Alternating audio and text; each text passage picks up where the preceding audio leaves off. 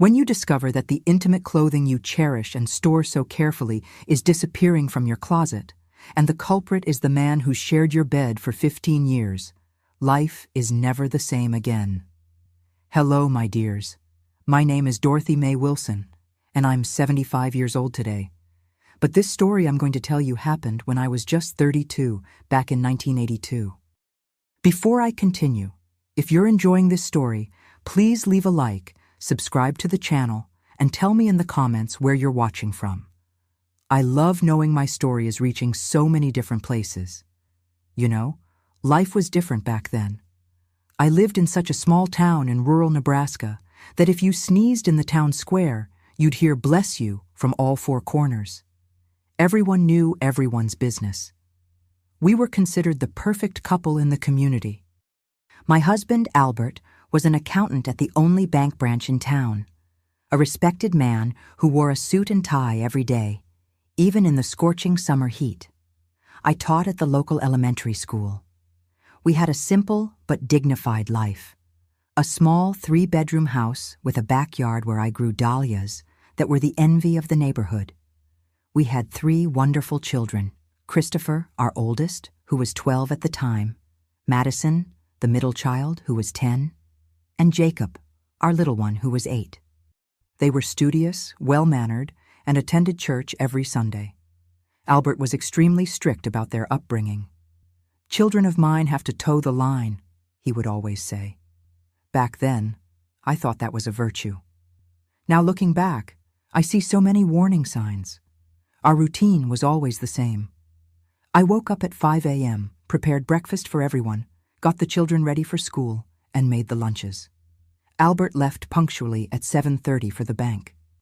I took the children to school, where I also taught. In the afternoon when we returned, I prepared dinner and waited for Albert to arrive at 6. On Sundays, we all attended the 10 o'clock service together. Pastor Anderson was like family. He baptized all 3 of our children, gave spiritual counsel, and visited our home for coffee at least once a month. It all started on a Sunday in May. The air was getting fresher, announcing the approach of summer. There was a 4th of July picnic being organized by the church, and as always, I volunteered to help. That Sunday, I needed to arrive early to help Sister Catherine with the preparations. "You go ahead with your father," I told the children. "Mom's going to help Sister Catherine with the raffle tickets." The morning passed quickly between cutting cards, organizing prizes, and recording donations. When we finished, it was almost time for the service. "I'll go through the back way, Sister, to save time," I told Sister Catherine. The church grounds backed onto an alleyway that would get me closer to the side entrance where my family usually sat. I left through the back door of the sacristy, and it was there, at that moment, that my life began to crumble, although I didn't know it yet. Something on the ground caught my attention. It was a colorful fabric, tangled in a honeysuckle bush. I approached and recognized it immediately. My red wool scarf with floral embroidery. It was handmade by my late mother before she passed away. It was one of a kind in the world, with those hand-embroidered flowers, each one a different color. It made no sense. We were heading into summer, true, but that specific scarf was stored at the bottom of my closet. I rarely wore it because the colors were too flashy for my modest taste. And besides, I was absolutely certain I hadn't taken it out of the closet that season. I picked up the scarf, shook off the dust, and wrapped it in my purse. Throughout the entire service, I couldn't pay attention. My head was buzzing with questions. How did my scarf end up there? Had someone broken into our house? Did the children take it to play with? But they knew the sentimental value of that piece. They would never treat it carelessly. When we got home, I waited until the children were distracted with toys in the yard and showed the scarf to Albert. "Look what I found tossed near the back door of the church. Isn't that strange? Someone must be entering our house." His reaction intrigued me right away. He turned pale, as if he'd seen a ghost, and stammered when he answered. "Oh, you must have forgotten it there on some other visit to the church, Dottie." He only called me Dottie when he was nervous. "That's impossible, Albert. This scarf has been stored away since last winter. I haven't even taken it out of the closet this year." He ran his hand through his hair, a gesture he always made when anxious. Maybe the kids took it for some game. You know how they are. But I already asked them on the way back. None of them touched the scarf. Then you must be mistaken. Perhaps you wore it and forgot. With so many things to worry about, it's normal to forget these little things. He gave a forced smile and quickly changed the subject. What's for lunch? I'm starving. At that moment, I thought he was just worried about the possibility of thieves. After all, who wouldn't be? If someone was entering our house, we could all be in danger. But something in his reaction didn't seem right. It was as if he knew more than he was saying. In the days that followed, I started paying more attention, and that's when I noticed strange things happening. My silk blouses, the ones I only wore for special occasions, were being stored still damp in the closet. When I took them out to iron, I noticed water stains on the folds, as if someone had hastily washed them and put them away without drying them properly. There was also a different perfume on some of my skirts. It wasn't a feminine perfume, nor was it the soap we used at home. It was a different smell, something between musk and incense. At the time, I couldn't identify it, but today I know exactly what it was. One day I found a tear on the side of my favorite dress, that blue one with white polka dots that I had bought in the city when we went to visit my sister. I'm absolutely certain that tear wasn't there before, as I took great care of my clothes. We didn't have money to be buying new clothes all the time. Albert's behavior also began to change. He, who was always punctual, started coming home later from work, saying he had many financial statements to close at the bank. And then he started going out on Wednesday and Friday nights, always saying he had accounting meetings with the town's merchants. The merchants need to organize their tax books, he would explain. I can't do everything during bank hours, so we scheduled these extra meetings. I believed him. Why wouldn't I? Albert had never given me reason to doubt. He was a serious, hard-working man, dedicated to his family, but there was something different about these outings. He always wore a large brown overcoat, even when the weather wasn't that cold. When I asked why he wore that heavy coat, he said the nights got chilly during the meetings that went on for hours. One detail that started to bother me was that he always showered before leaving for these so-called meetings. I need to look presentable, he'd say. But why shower for a simple accounting meeting? He was already clean. He'd showered when he got home from the bank. And then came the discovery that made all the pieces start to fit together. One day, while putting away clothes in our bedroom, I opened the drawer of my vanity and noticed that my pink lipstick, a rare gift my sister had brought me from the city, had a strangely worn tip. I always applied lipstick carefully, maintaining the original shape, but now the tip was flattened, as if someone had pressed hard against their lips. I sat on the edge of the bed, staring at that lipstick for minutes as a chill ran up my spine. Who could have been using my lipstick? One of the children? But the boys would never be interested in that, and Madison knew she couldn't touch my things without asking. There was something else happening in my house, right under my nose, and I needed to find out what it was. That same afternoon, unable to keep these suspicions to myself any longer, I went to my friend Florence's house. She was the widow of the town's former pharmacist, Mr. Harold. God rest his soul.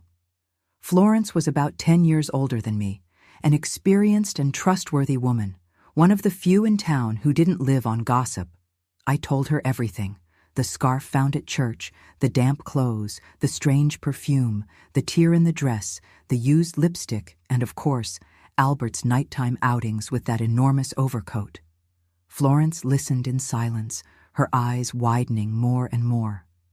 When I finished, she held my hands in hers and said gravely, "Dorothy, my dear, I'm almost certain what's happening. Your husband must be taking your clothes to another woman." That hit me like a bomb to my already aching heart. But thinking about it, it made sense. Albert must have been hiding my clothes under that huge overcoat to take them to another woman. Maybe it was a poor woman who didn't have nice clothes, or maybe he liked seeing her wearing my things.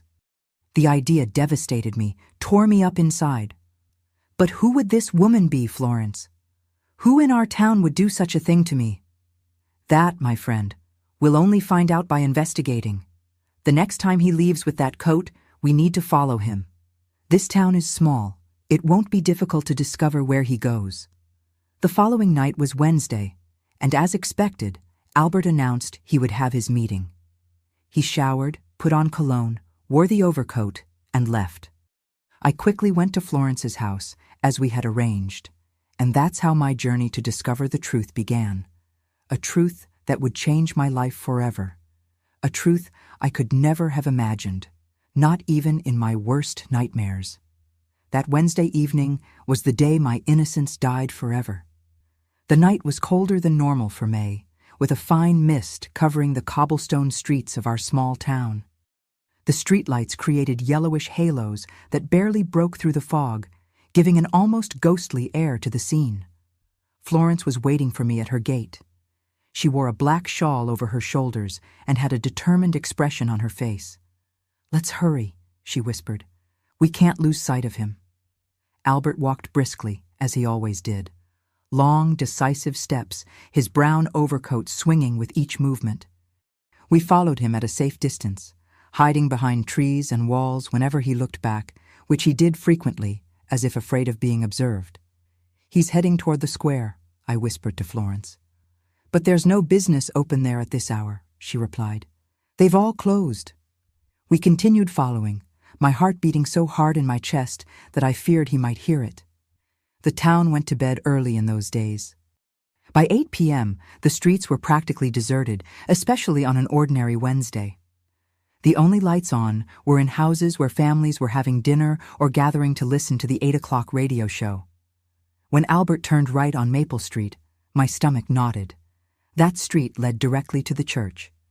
Could he be meeting her at the church? I whispered, horrified at the possibility. "That would be the height of disrespect," Florence replied, squeezing my arm. "Let's see." And that's exactly what happened. Albert stopped in front of St. Benedict's Church, our parish. The old building, with its white walls and bell tower, was silent and dark, except for a faint light coming from the sacristy in the back. Albert looked around one last time.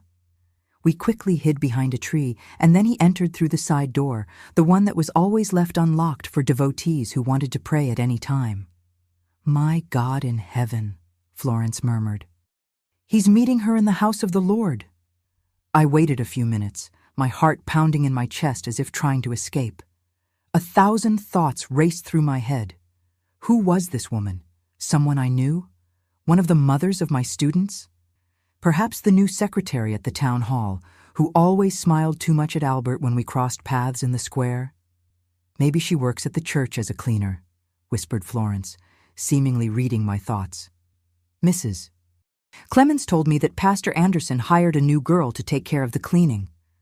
"Let's go in," I decided. We had come this far. I needed to see with my own eyes. We crossed the small side garden and entered through the same door as Albert. The interior of the church was dimly lit, illuminated only by the votive candles burning at the altar of the Virgin Mary. The smell of wax and incense filled the air, mixed with that characteristic odor of old places, wood, mold, and sanctity. We moved silently, passing through the empty pews. The light was coming from the sacristy at the back. As we approached, I began to hear voices, one of them undoubtedly my husband's, the other I couldn't immediately identify. It was too deep to be a woman's, I thought, confused. The sacristy door was ajar.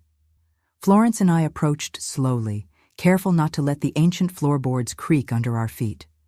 We stopped at the door, hidden by the shadow, and peeked through the crack. What I saw there destroyed my world in an instant, like a sandcastle swept away by a cruel wave. Albert had removed the overcoat that now lay on a chair, but he wasn't with another woman as I had imagined.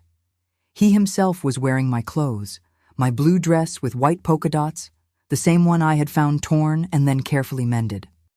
My red embroidered scarf was elegantly wrapped around his neck, and to my absolute horror, he was wearing my pearl earrings, a wedding gift from my mother, and had his face made up with the pink lipstick I had noticed was different. But that alone was a devastating shock. What came next shattered any remnant of reality I might still cling to.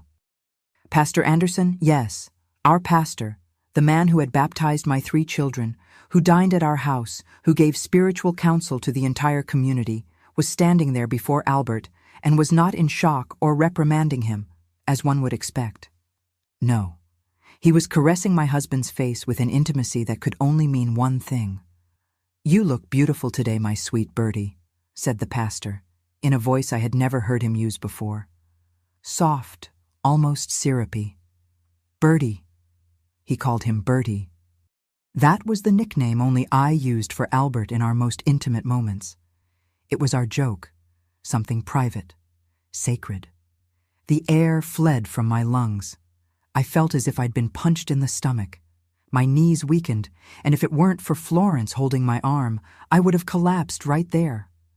I don't know what possessed me at that moment. Maybe it was the pain, the anger, the shock.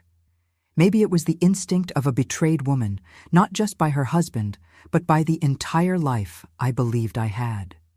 I let out a scream that echoed throughout the church, a sound that didn't even seem human, born from the depths of my lacerated soul. "Albert!" The 2 men froze. The scene was etched in my memory like a terrible photograph. Albert, dressed in my clothes, made up, his eyes wide with terror. Pastor Anderson, with his hand still suspended in the air, inches from my husband's face. "Dorothy, it's not what you're thinking," stammered Albert with that cliché phrase that all betrayers seem to know by heart. But it was exactly what I was thinking. Worse. "How could you both?" I managed to say, my voice broken by sobs. "In God's house?" Pastor Anderson recovered first. With the dignity that I now knew was just a mask, he straightened his shoulders and spoke with his sermon voice. "Dorothy, you need to understand." "Understand? Understand what exactly, Pastor?" I shouted, my voice echoing off the sacred walls. "That my husband wears my clothes to meet with you? That everything we lived was a lie? That the man who baptized my children is—" I couldn't complete the sentence. It was too painful to put into words what I was seeing. Albert tried to approach, but I backed away in disgust. Seeing that man, the father of my children, the man with whom I'd shared my bed for 15 years, wearing my dress, my lipstick, my earrings, was as if everything I knew about the world had collapsed. "Don't come near me," I hissed. "Never come near me or my children again." And then I did the only thing I could think of. I ran. I ran out of the church, away from that nightmare, with Florence following me. I ran through the dark, empty streets, tears streaming down my face, the cold night air cutting my lungs. I ran to Florence's house, unable to return to what I once called home. "You'll stay here tonight," she said, taking me inside. "Tomorrow we'll think about what to do." But I knew there was nothing to think about. My life, as I knew it, had ended in that sacristy. I didn't sleep that night. I sat on the guest bed in Florence's house, staring at nothing, reliving every moment of the last few months, identifying the signs I should have seen. How was I so blind? How did I not notice what was happening under my own roof? The next morning, the entire town already knew. I never discovered if it was Pastor Anderson who spread the story, trying to get ahead and give his version, or if it was someone who saw us entering the church that night. In small towns, the walls have ears, and secrets spread faster than wind. When I finally gathered the courage to return home, I found Albert putting clothes in a suitcase. He was no longer wearing my dress, of course.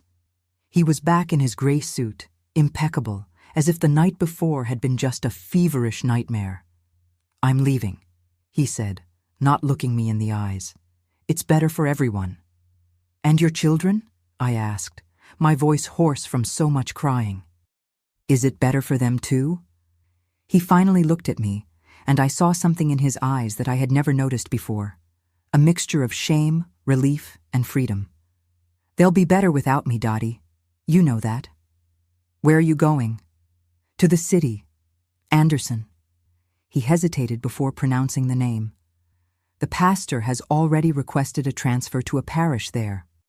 So they had everything planned, to run away together, to abandon everything, the parish, the family, the responsibilities, leaving behind the broken pieces for me to pick up alone. And money? I asked, pragmatic even amid the emotional storm. How will I support our children? Albert opened the drawer of the dresser and took out an envelope. This is all I can leave now. I sold my father's gold watch. I took the envelope without opening it. I knew it wouldn't be enough, but it was all I would get. What do I tell the children? I asked, feeling the weight of that impossible question. He closed the suitcase with a dry click. The truth if you want, or make something up. Say I had to travel for work, that I died. Anything. Coward, I murmured, but he pretended not to hear. He picked up the suitcase and walked to the door. Before leaving, he stopped and said without turning, I'm sorry, Dorothy.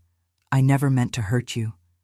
And then he was gone, out the front door, in broad daylight, as if he had every right to simply abandon the life we had built.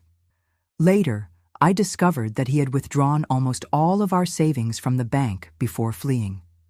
The little he left in the envelope would barely cover a month's expenses. He and Pastor Anderson had departed for the city on the 10 o'clock bus, as I later learned from Mrs. Carmen at the bus station. 2 men with large suitcases buying one-way tickets to Chicago. That's how, at 32, I found myself alone with 3 children to raise, without a job, because the next day I received a visit from the school principal informing me that parents didn't want the sinner's wife teaching their children anymore, and with an entire town looking at me with a mixture of pity and contempt. The scandal was the biggest our small town had ever seen. The grocery store owner's son even made up a song about the incident that the drunks would sing at the corner bar. I couldn't go to the bakery without hearing whispers, without feeling gazes burning my back. I knew there was something wrong with that man, said the same ladies who had previously praised Albert as an exemplary family man. I always thought Pastor Anderson was too strange, commented the same men who had revered him before. But no one had seen anything before. No one had suspected, or if they had, they preferred the comfort of silence. Now everyone was an expert at pointing out signs that no one had noticed. And I, from respected teacher and exemplary wife, became that poor thing, the abandoned one, the wife of the man who ran away with the pastor, as if my identity had been completely erased, replaced by that single, terrible event. Doors began to close for me, one by one. I lost my job at the school. The families who had previously invited me to their homes now avoided my gaze on the street. Women pulled their husbands away when I passed, as if what had happened to me was contagious. And the men, some began to look at me differently, with a predatory interest, as if an abandoned woman was easy prey, desperate for company. But worst of all were the children. How do you explain to 3 innocent children that their father had left, taking with him not only our savings and my dignity, but also the man who represented faith in their lives? I opted for a half-truth. I said that their father had gone to work in the city and that we didn't know when he would return. As for Pastor Anderson, I just said he had been transferred, as sometimes happens with pastors. Christopher, my oldest, looked at me with those eyes so similar to his father's and asked, "Will he at least send money? How are we going to live now, Mom?" 12 years old. 12 years old and already worried about money, about survival. At that moment, I hated Albert with all my strength. "We'll be fine," I replied, swallowing the lump in my throat. "Mom's going to take care of everything." And so began the most difficult phase of my life. A phase of humiliation, of closed doors, of tears hidden in the bathroom so my children wouldn't see me falter, but also a phase where I discovered a strength within me that I didn't know existed. You can't imagine what it's like to wake up every morning knowing your world has collapsed, but having to smile and pretend that everything will be all right for 3 children who depend entirely on you. Every morning was an internal battle, allowing myself a few minutes of self-pity while boiling water for coffee, then wiping away the tears, adjusting my posture, and facing the day with a determination that I was far from feeling. In the first weeks after Albert's departure, I lived off the few savings he had left and the reluctant charity of some neighbors. Mrs. Augusta, the seamstress, would bring me leftover bread from the bakery where her son worked. Mr. Joseph, the cobbler, repaired the children's shoes without charging, saying only, "You can pay when you can." Small gestures that amid the general contempt were like drops of water in the desert. But I knew charity wouldn't sustain my family for long. I needed to work, to generate income. The problem was that in a small town like ours in 1982, the options for a woman in my situation were practically non-existent. I went to the town hall, to the local businesses, to the new private school that had opened on the outskirts. In all places, I received the same uncomfortable look, the same polite excuse. "We're not hiring at the moment, Mrs. Wilson." One afternoon, returning home after another frustrated attempt to get a job, I passed by Mrs. Gertrude's yard, one of the oldest ladies in town. She was trying to hang clothes on the line, but her rheumatism made the task almost impossible. "Can I help you?" I offered without thinking much. She looked at me suspiciously. She had probably heard all the stories about me, but her physical discomfort spoke louder. "If it's not too much trouble, Mrs. Wilson." I hung all the clothes, organized the pieces by type and size, as I always did with ours. When I finished, Mrs. Gertrude offered me coffee. "You have skillful hands," she commented. "My clothes have never looked so well arranged on the line." That seemingly trivial comment lit a bulb in my mind. "Mrs. Gertrude, would you need someone to wash and iron your clothes regularly? I can do it for a fair price." That's how I got my first client for the laundry service.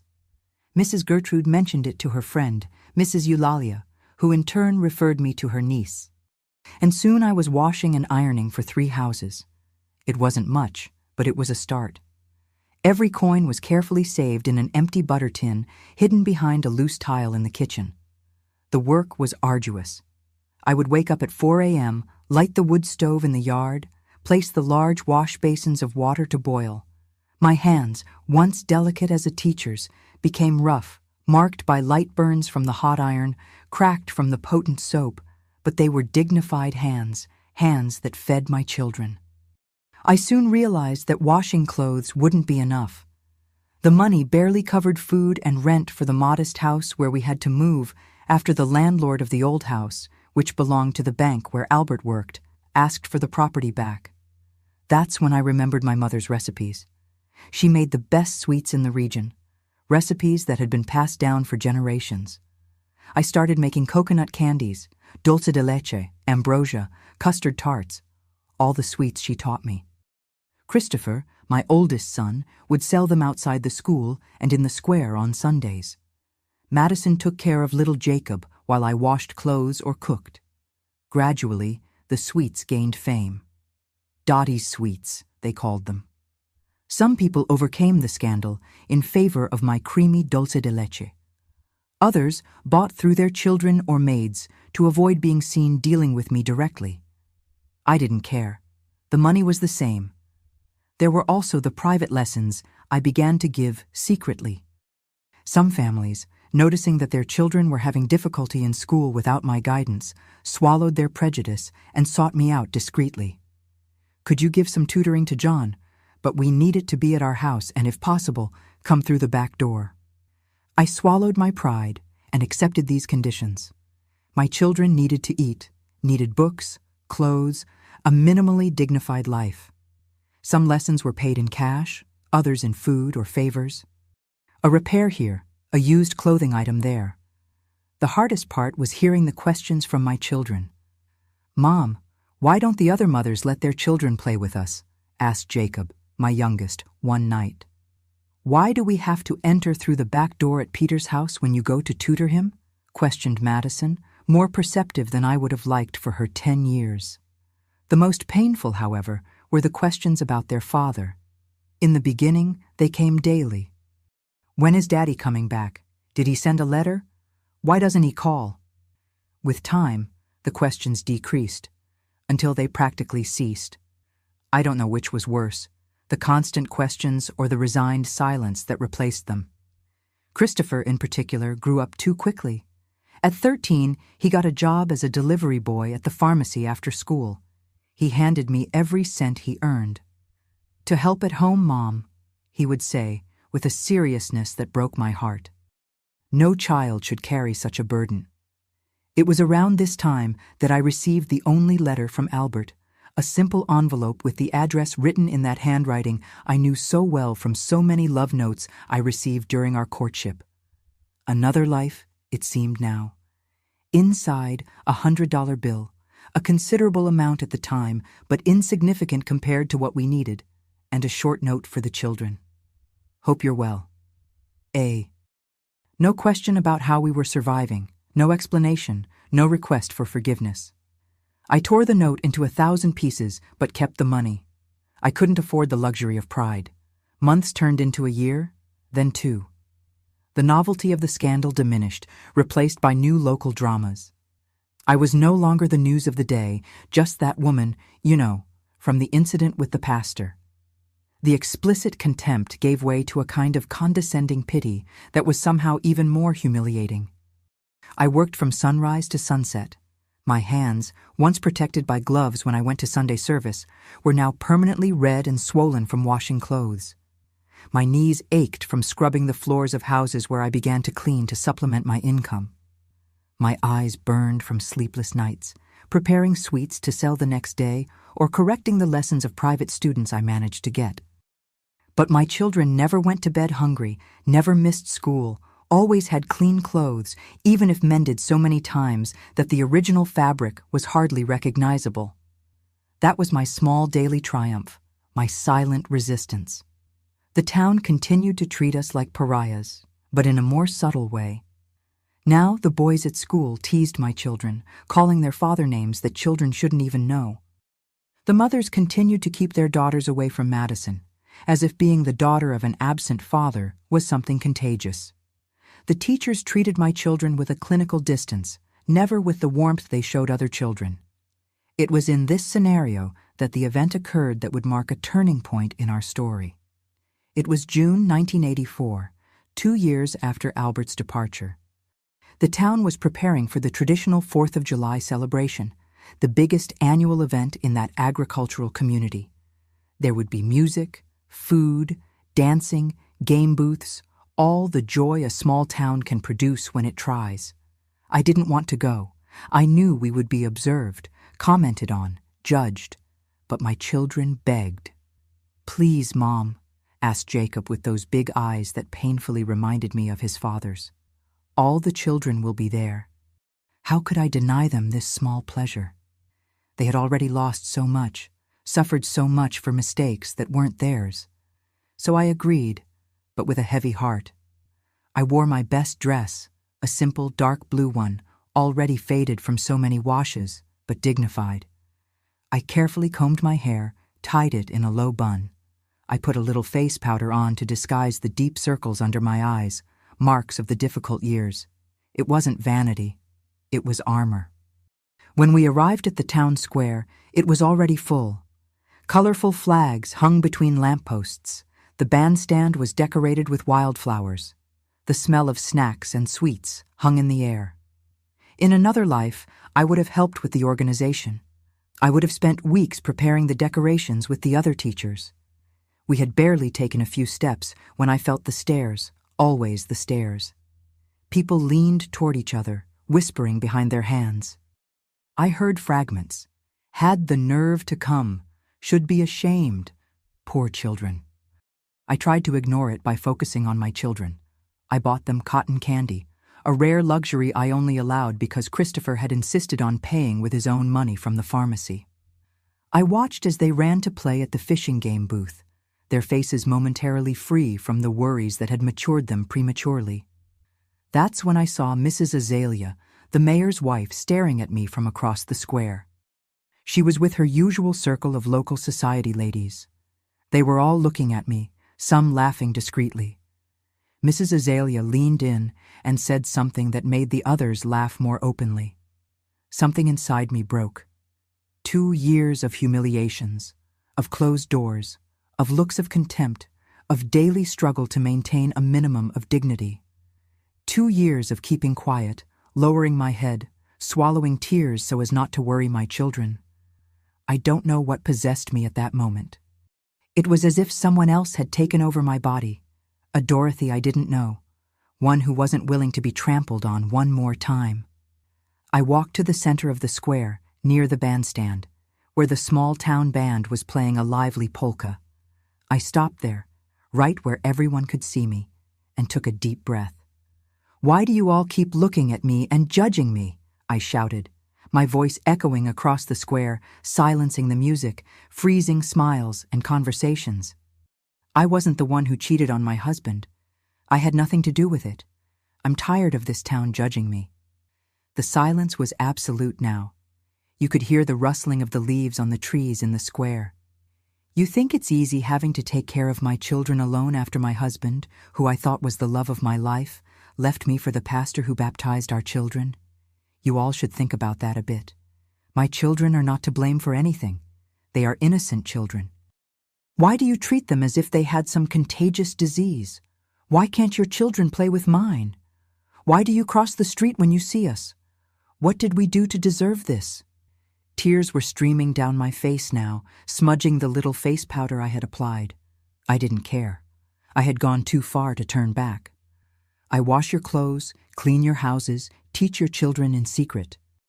Aren't you ashamed to treat me like garbage during the day and then knock on my door when you need my services?" A deathly silence took over the square. I saw Christopher, Madison, and Jacob paralyzed near the fishing game booth, their eyes wide with shock. I thought I would be run out of town at that instant. Maybe it would be better to start over somewhere else where no one knew our story. But then something happened that I'll never forget. In that silent square, where my cry of despair still seemed to echo, something happened that would change the course of my life forever. Mrs. Josephine, the town midwife, a lady of almost 70 who had brought into the world half the inhabitants of that community, including my 3 children, slowly rose from the bench where she was sitting. With her wrinkled hands, marked by decades of helping children to be born, she walked toward me with firm steps despite her age. Everyone respected Mrs. Josephine. She knew the most intimate secrets of each family. Who had children before marriage?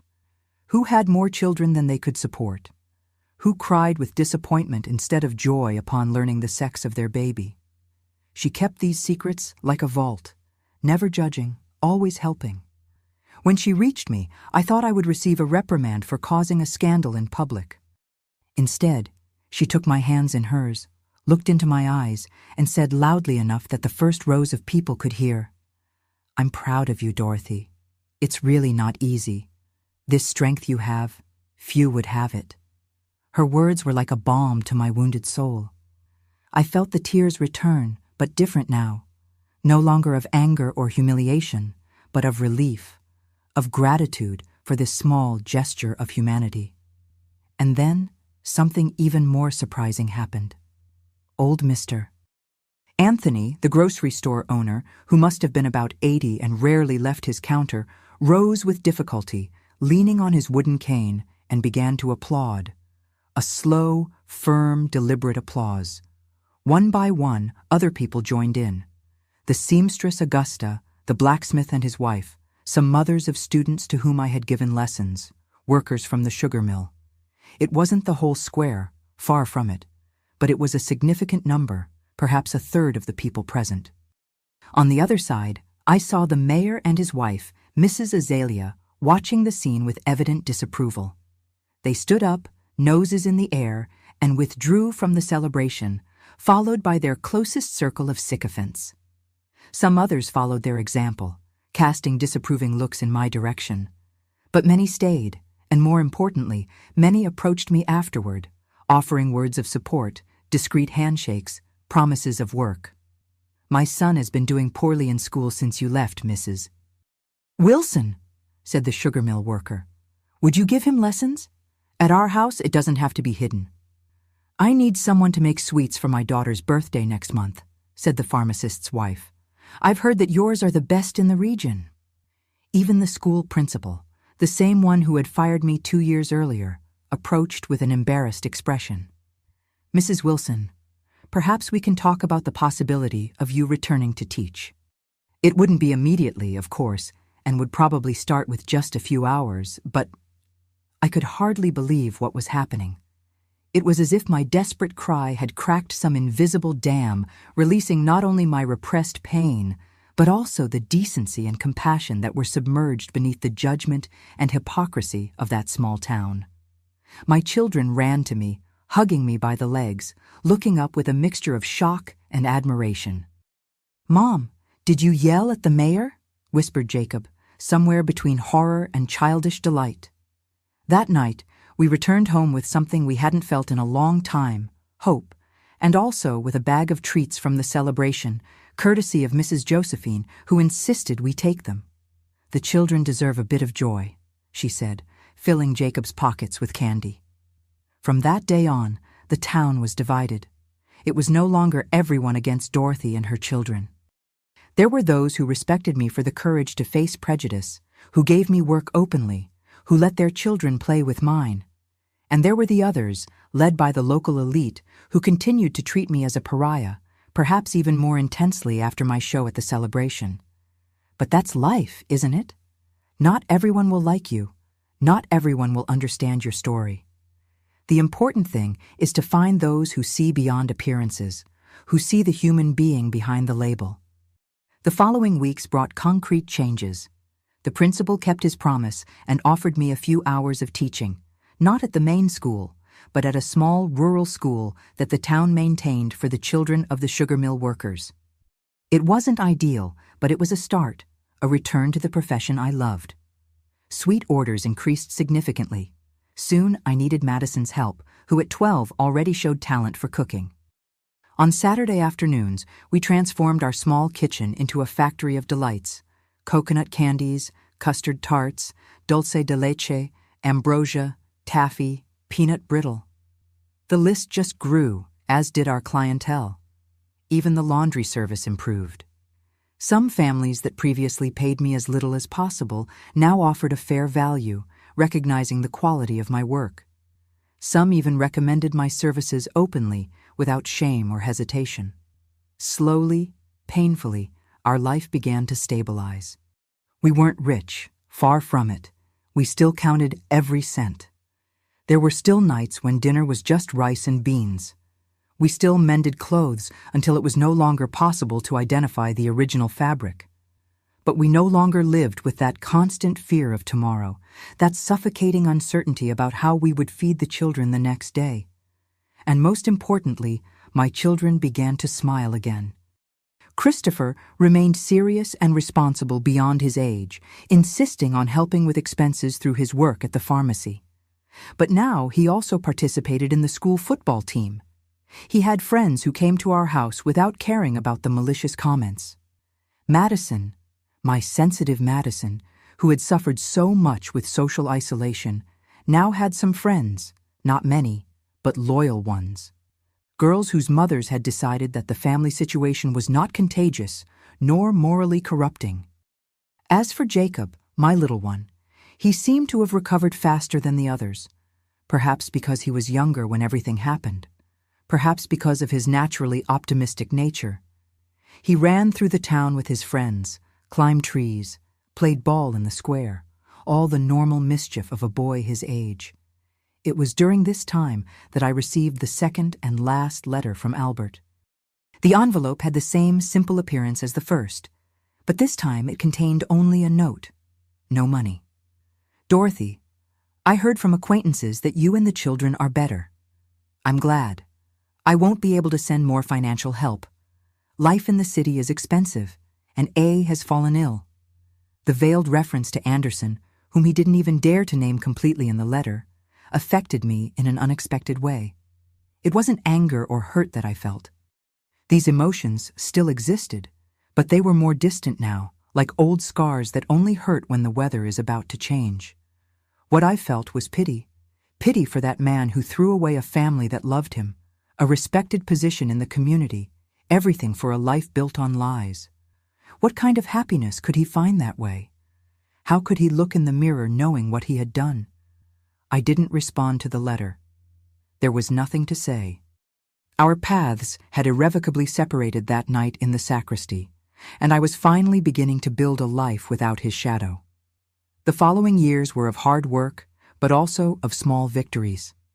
In 1986, I managed to save enough money for a down payment on a modest small house on the outskirts of town. It was small, needed repairs, had a tiny yard, but it was ours. No one could evict us. No one could dictate rules about how we lived. Christopher, at 16, received an offer to work full-time at the pharmacy as soon as he finished high school, but I had other plans for him. "You're going to apply for college," I told him one night as we ate dinner.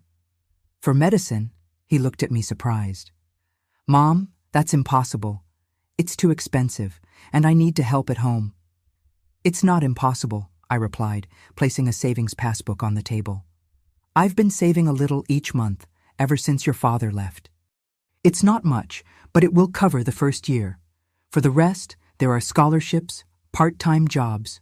We'll find a way." Madison, then 14, clapped with enthusiasm. "My brother is going to be a doctor." Jacob, always practical even at 12, asked, "And Mari and me, Mom, can we study too?" "Of course," I replied, feeling a determination I didn't know I possessed. "You will all have an education. It's the only thing that no one can ever take from you." And so it was. It wasn't easy. Nothing in our life was easy. There were moments when I thought we wouldn't make it, that the obstacles were too great. Nights when I cried alone in my room, terrified by the responsibility on my shoulders. But we persisted. I continued teaching, making sweets, occasionally washing clothes to supplement my income. I worked from sunrise to sunset, slept few hours, lived with the minimum so that my children could have the maximum I could provide. In 1988, 6 years after the scandal that destroyed our life, I received an invitation I would never have expected. The board of the municipal school offered me my old position back. The principal who had fired me had retired, and his replacement was a young teacher from the city with more progressive ideas. "Your reputation as an educator speaks for itself, Mrs. Wilson," he said, "and I think it's past time for this town to leave certain prejudices behind." I accepted the position with tears in my eyes, not just for the better salary, the stability, the return to the work I loved, but for the symbolic meaning. I had survived, I had resisted, and now I was being recognized not for the scandal that marked my life, but for my value as a professional, as a human being. That same year, Christopher was admitted to medical school at a public university in the state capital. "The whole town is talking," he commented. Even those who still looked at us askance couldn't help but notice the achievement. Dorothy Wilson's son, the one from the scandal with the pastor, got into medical school. Who would have thought? The farewell was painful. My firstborn, my companion in struggles, leaving to build his own path. I cried like a child at the bus station as he boarded the bus, a small suitcase containing everything he owned. "I'm going to be very proud of you, my son," I said, holding his face between my hands. "Just promise you won't forget where you came from."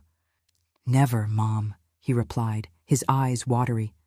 "Everything I am, I owe to you." Madison and Jacob clung to their brother, making him promise to write every week, to come back for vacations, not to forget them in the small town. When the bus left, taking my son away, I felt a mixture of sadness and accomplishment. It was the beginning of a new chapter for all of us, proof that the years of sacrifice had not been in vain. And so slowly, year by year, we built a new life. A life I never imagined for myself when I married Albert, when I believed that my path was already laid out as a wife and mother in a traditional family. A life that was harder in many aspects, but also more authentic, more truly mine. The town also changed. Time has that power to dilute even the most shocking scandals. New gossip emerged, new dramas occupied the sharp tongues. Gradually, I ceased to be the woman of the scandal with the pastor to become simply Mrs. Wilson, the teacher again. Of course, there were still those who never forgave me, though I never understood exactly what I had done wrong to need forgiveness. Mrs. Azalea, the mayor's wife, until the end of her days, would wrinkle her nose when she saw me pass. Some more traditional families still avoided close contact with us, but most moved on, just as we did. And with time, our story ceased to be defined by that night in the sacristy. It came to be defined by what we built afterward, by my children's education, by the respect we earned, by the dignified life we raised from the ashes of humiliation. And that's how, against all odds, against all judgments, against all the cruelty of a society that punishes the victims and often absolves the guilty, we survived. More than that, we triumphed. Time is curious, my dears. It passes slowly when we're in the middle of the storm, each minute seeming like an eternity of suffering. But when we look back, decades later, everything seems to have happened in the blink of an eye, like a movie we're watching, knowing the ending, but still being moved by each scene. The years following Christopher's departure for college were of constant work, but also of achievements I never imagined possible on that terrible night in the sacristy. Madison followed in her brother's footsteps in 1990. My girl, who had suffered so much from the isolation imposed by the town, was admitted to law school. "I want to defend people who have no voice, Mom," she told me, "like we didn't have for so long." Seeing my daughter transform pain into purpose filled me with a pride that barely fit in my chest. Jacob, my youngest, was always the most studious of the three. In 1992, to the surprise of no one who knew him well, he was accepted into the top spot for an English degree. He wanted to be a teacher. He said he was inspired by me. Just imagine, finding inspiration in the mother who washed clothes, cleaned houses, and sold sweets to put food on the table. That might have been my greatest triumph. My children were never ashamed of our struggle. On the contrary, they drew their strength from it. With all three in college, the house became quiet. I, who had spent years dreaming of a little peace, suddenly found myself alone with my thoughts. I continued teaching at the municipal school, now as a full professor. I continued making my sweets, which were now famous not just in town, but in the entire region. People came from neighboring counties to buy them for parties and special occasions. On weekends, the house would fill with visits from my children. They came back whenever they could, bringing books, stories, new knowledge. My simple living room transformed into a center of heated debates about politics, philosophy, medicine, literature. It was as if the entire world entered through my door through their words. It was during one of these visits in 1994 that Christopher gave us the news. He had been invited to do his medical residency at a renowned hospital in the capital. "It's a huge honor, Mom. Very few recent graduates get a spot there." We celebrated with cornbread, his favorite since childhood, and the cheapest wine we found at the grocery store. That night, lying in bed, I cried, not from sadness, but from pure gratitude. Who would have thought that the son of the woman from the scandal would go so far? Madison graduated the following year and immediately started working at a law firm that primarily served low-income people. The salary was modest, but she didn't care. "Money was never our priority, was it, Mom?" she would say with that smile that lit up her eyes. Jacob was the last to graduate in 1996. Unlike his siblings, he decided to return to our town. "The capital is exciting, Mom, but I feel I can make more of a difference here," he explained. "I got a position as a teacher at the same school where you teach." Seeing my youngest son walking the same hallways where I was once humiliated, now respected and admired, was a form of healing that I didn't know I needed. That same year, something happened that I never expected. I received a letter. The paper was yellowed, the envelope simple, with no return address, but I immediately recognized the handwriting. Albert. With trembling hands, I opened the envelope. Inside, a brief letter. "Dorothy, Anderson passed away last month. Cancer." It was quick, thank God. I heard from mutual acquaintances that our children are doing well in life. A doctor, a lawyer, a teacher. "You accomplished what I never could have done alone. I don't expect your forgiveness. I don't deserve it.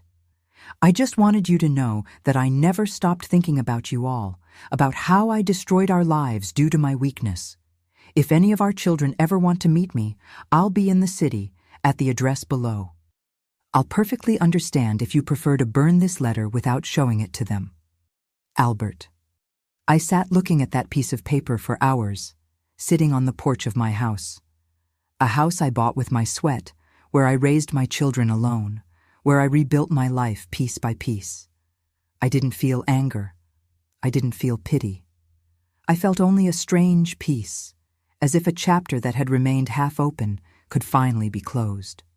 I showed the letter to my children the next time they were all home. They read in silence, passing the paper from hand to hand.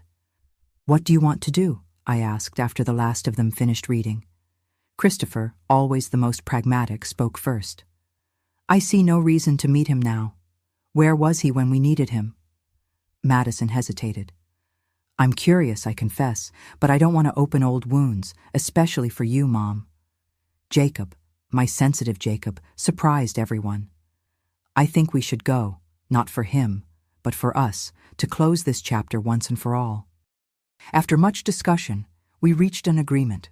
They would go, all three together, without me. I had done my part. I had protected my children, raised them, educated them. Now, as adults, they had the right to make their own decisions about the father who abandoned them. They went on a Sunday afternoon.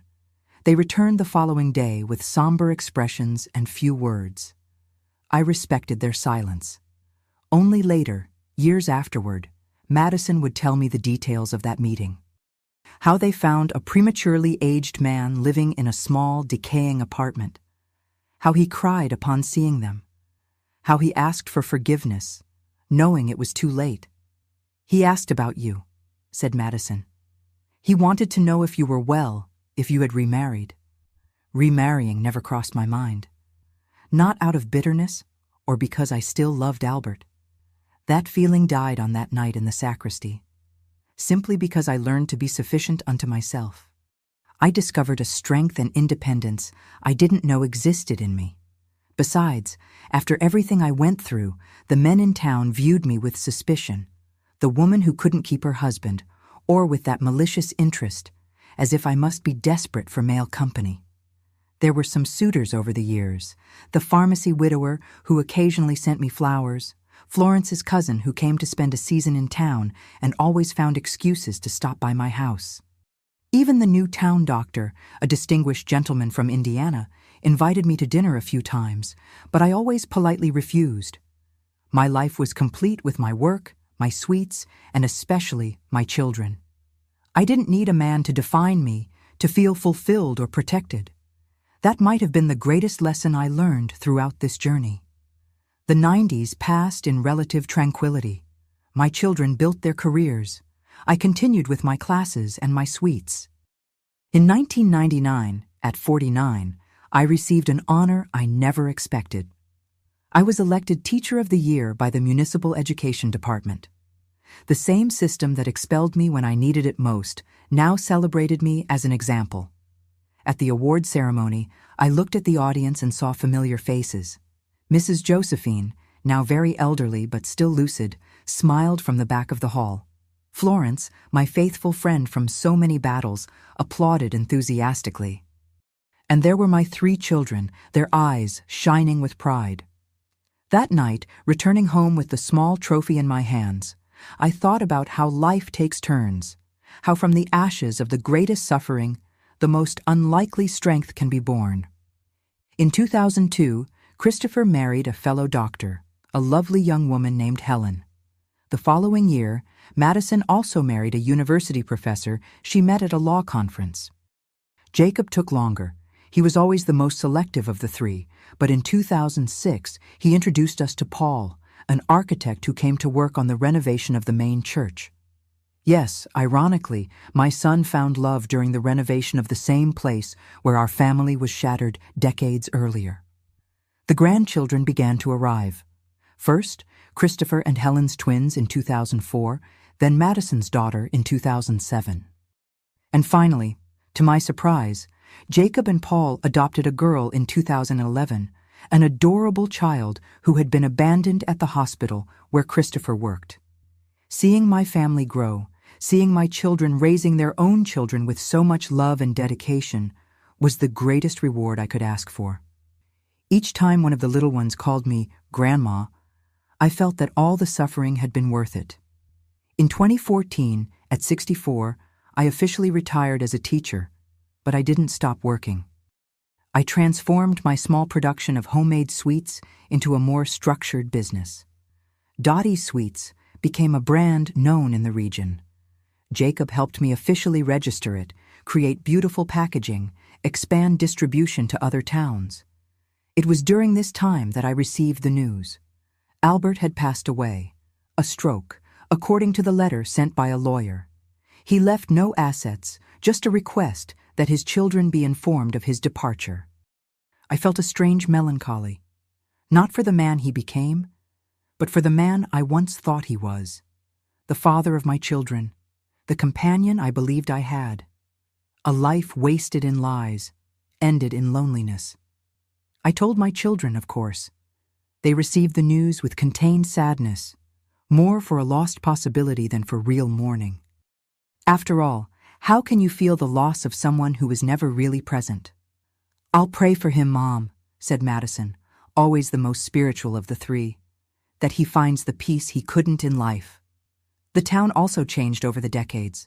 It grew, modernized. New families arrived, others left. The old prejudices, although never completely disappeared, were diluted by time and new generations. Today, at 75, I look back and see a path I never imagined I would travel. A path of pain, yes, but also of discoveries, of humiliations, but also of silent triumphs, of hidden tears, but also of profound joys. My hair is white now. My hands, once marked by the hard work of washing clothes, are now marked by time and decades of making sweets. My body no longer has the energy of before, but my spirit, my spirit is stronger than ever. When my grandchildren ask me about the past, about what life was like back then, I tell them adapted versions of our story. They are too young to understand all the complexity, all the pain. One day, when they're older, they'll know the complete truth, not to cultivate grudges or resentments, but to understand where they came from, the strength that runs in their veins. Because that's what I discovered, my dears, throughout this improbable journey that was my life. Our strength comes precisely from the moments when we think we can't go on. When I look back at that night in the sacristy that seemed like the end of the world, I now see that it was just the beginning of my real life. A life where I discovered my strength, my courage, and my ability to unconditionally love my children. You ask me if I have regrets. Of course I do. I wish I had had more time to simply be a mother instead of having to be a provider, protector, and warrior. I wish my children hadn't known the world's cruelty so early. I wish the love I once felt for Albert had been reciprocated with honesty. But if you ask me if I would change anything, if I could go back in time, I don't know how to answer. Because each stone in the path, each closed door, each tear shed in the bathroom so my children wouldn't see me falter, all of this transformed me into the woman I am today. And honestly, I like this woman. I respect her. I admire her tenacity. Therefore, my dears, never define yourselves by the betrayals you've suffered, but by the strength you found to overcome them. Never allow others' judgments to determine your worth. Never give up when the whole world seems to be against you, because in the end, what remains are not the moments of despair, but the small victories. Not the humiliations, but the acts of courage. Not the losses, but what we build from them. This is my story. A story of pain, yes, but above all, a story of overcoming. A story that began with a red scarf found by chance on an almost summer day, and that ends here in this room, surrounded by the love of a family I built with my own hands against all odds. And if there's one thing I've learned in all these years, it's that true love, be it from a mother, a friend, a partner, never dresses itself in lies. It presents itself naked, vulnerable, imperfect perhaps, but authentic. It's in that authenticity that we finally find our peace. Thank you for listening to me, for sharing a bit of my journey. If my story touched your heart, I ask that you leave your like, subscribe to the channel, and share it with someone who might need to hear that. Even in the darkest nights, there is always the possibility of dawn. Where are you watching from? Leave it in the comments. I would love to know that my story is reaching so many different places. And remember, no matter what life presents you with, you are stronger than you think. I am living proof of that. A loving hug from this grandma who learned the hard way that our greatest strength is born precisely when we think we have no more strength to continue.